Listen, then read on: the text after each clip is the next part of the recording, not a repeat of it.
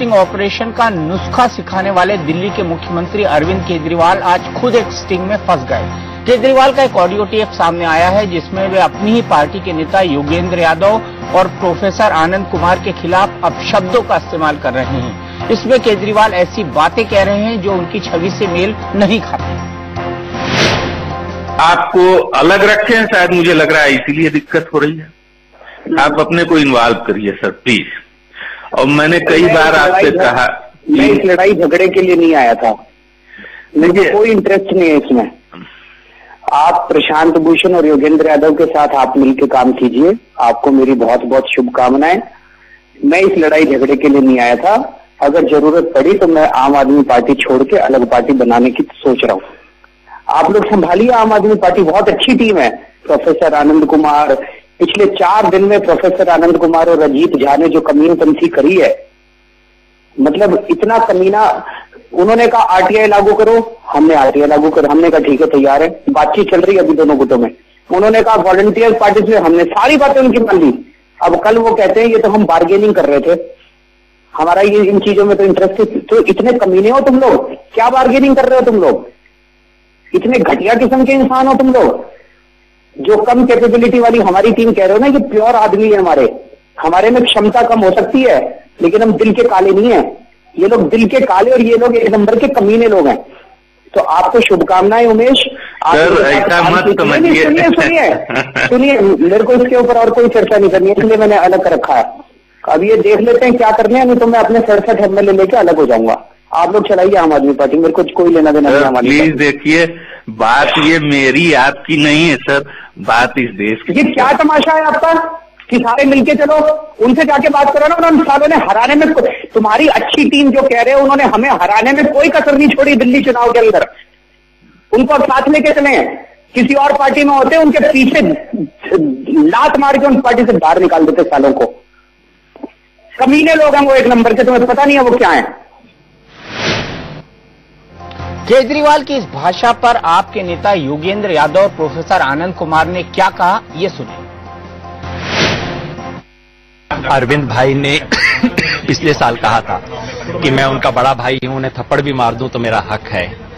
अगर आज उन्होंने मेरे बारे में कुछ कहा है, कोई प्राइवेट में कहा है, सार्वजनिक तो कहा नहीं होगा, उन्हें नहीं पता था स्टिंग हो रहा है। अगर कुछ कहा तो मेरा छोटा भाई है, उसका हक है। कम से कम उस हिस्से के बारे में मुझे कोई एतराज नहीं है, मुझे कोई शिकायत नहीं है। अरे बड़े आंदोलन में, बड़ी चीज में व्यक्तिगत इंसल्ट क्या होती है? हम क्या हैं, क्या फर्क पड़ता है अगर मेरी इंसल्ट हो गई थोड़ी? फाउंडिंग मेंबर हैं पार्टी के।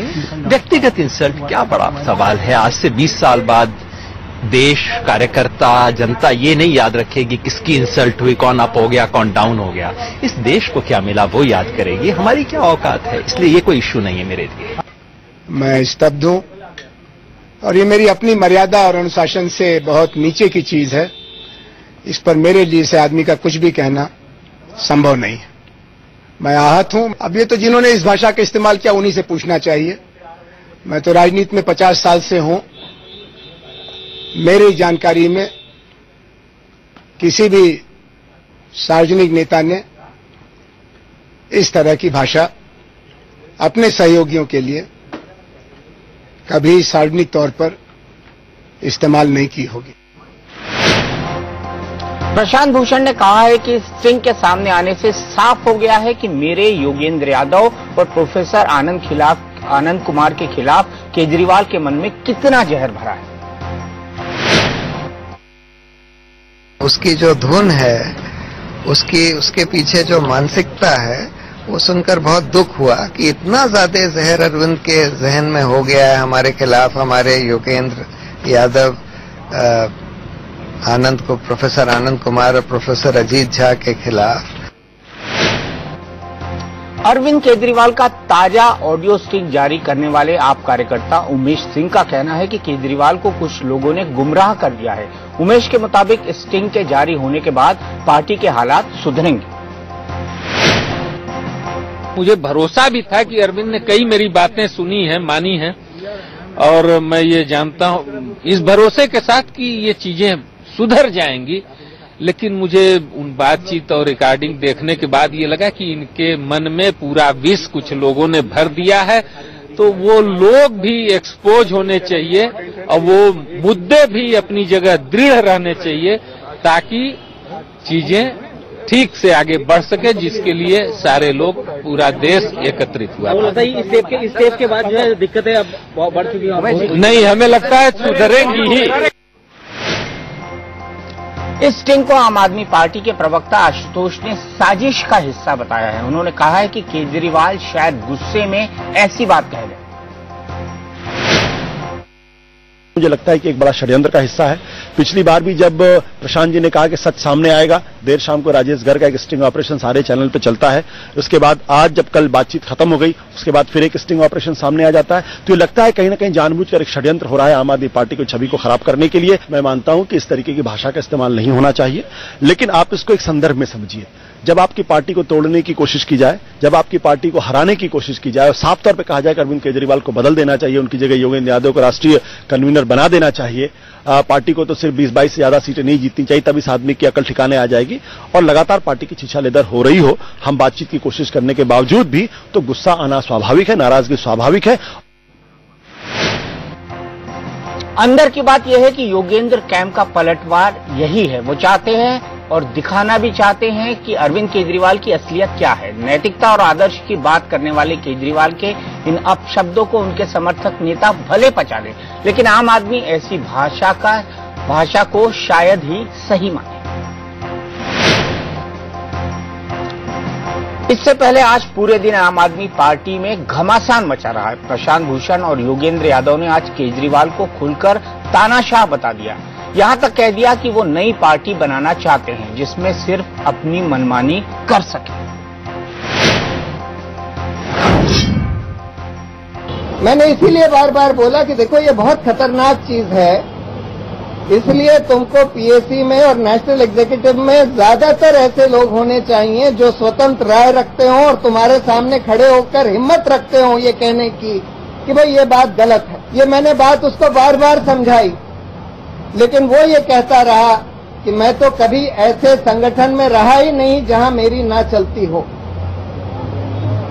यानी कि ऐसे कैसे कोई लोकतांत्रिक संगठन चल सकता है। जब एग्जीक्यूटिव की मीटिंग में आदरणीय प्रशांत भूषण जी, शांति भूषण जी और शालिनी भूषण जी तीनों एक साथ बैठे और मैंने एक समय में सवाल उठाया था कि यह गलत है साहब, मैं डायनेस्टी रूल के खिलाफ लड़के आया हूं, वंशवाद के खिलाफ लड़के आया हूं। अगर उस समय भी प्रशांत जी बात बोलते कि बिल्कुल ठीक है, हमारे उसमें लिखा हुआ है, मैनिफेस्टो में लिखा हुआ है, हमारे कॉन्स्टिट्यूशन में लिखा हुआ है, तो मुझे लगता है कि बात सच की लड़ाई की चल रही है।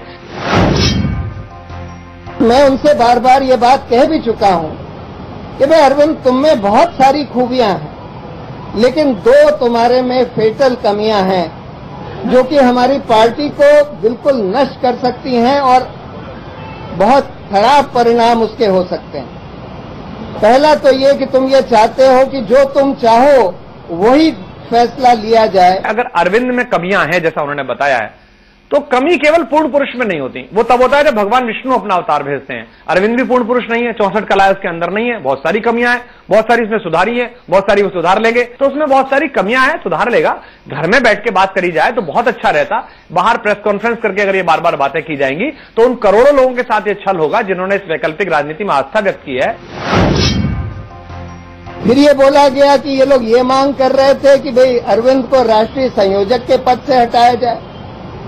मतलब कैसे क्या क्या झूठ चलाएंगे, और ये सोचा जाता है कि भाई हम कुछ झूठ कह दें, सोशल मीडिया में चला दें, सब लोग विश्वास कर लेंगे।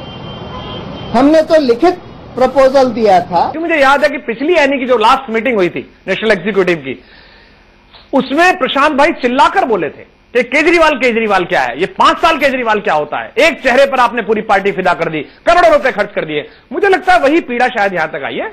अरविंद केजरीवाल आप बन सकते हैं, अरविंद केजरीवाल से आगे जा सकते हैं, उसके लिए वो कमिटमेंट आप ले आइए, मेरे अंदर तो नहीं है साहब। हम लोग उसका विरोध करते रहे, जहां जब ये मुद्दा उठता था।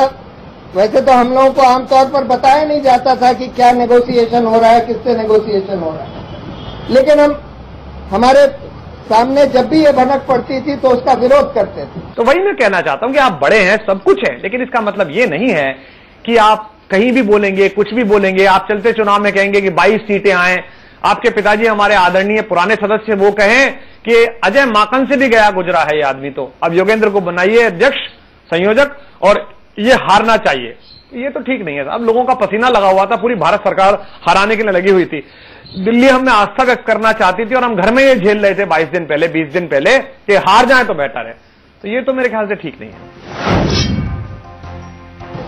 ये पेशकश, ये कोशिश चलती रही कि किसी तरह से कांग्रेस या कांग्रेस के एमएलए को तोड़कर ये सरकार बना ली जाए, और यहां तक कि जिन 6 एमएलए का सपोर्ट लेकर तोड़कर उनके समर्थन से सरकार बनाने की बात हो रही थी, वो वही 6 एमएलए हैं जिनको कि अरविंद ने खुद और हमारी पार्टी ने खुद बोला था कि भाई इनको तो 4-4 करोड़ देकर बीजेपी ने खरीद लिया है।